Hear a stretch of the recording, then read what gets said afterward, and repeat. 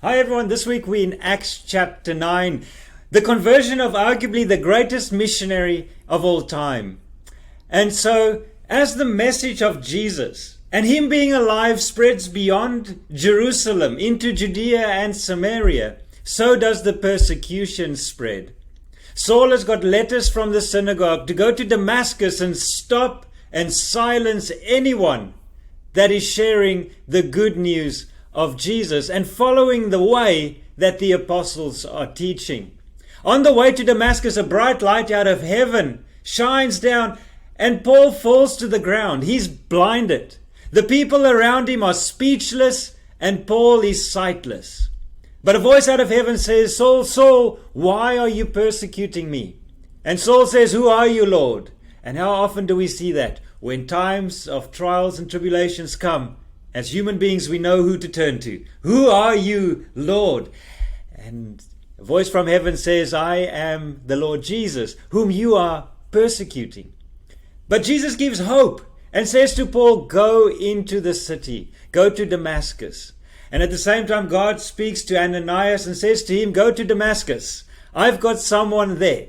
His name is Saul." And immediately Ananias knows who it is. He's filled with fear. He knows what this man is doing to the church in Jerusalem and now to the church outside of Jerusalem.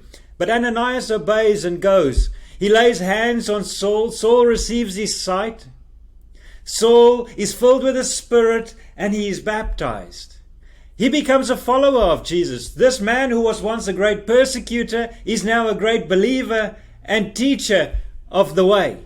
And as he goes to Damascus, people are fearful. They don't know if it's true. He escapes and goes to Jerusalem. The disciples there are fearful. They don't really welcome him. But Barnabas takes him to the apostles. Later on, they send him to Caesarea. Saul is now a follower of Jesus Christ. What a conversion. And so think about your story, who you were. Through Christ, what you can be. And if I look at this week, it's a story of hope. If you think things seem impossible, with God they are possible. Maybe your finances seem impossible. I want you to know with God it is possible. Perhaps you look at some relationships and you think it is impossible to have relationship with some people. With God it is possible. Perhaps you think you've got everything sorted out. Ask God to take you somewhere that seems impossible. And let Him show you that it is possible. God took a man that it seemed impossible could never follow Him. And he became one of the greatest teachers of our life.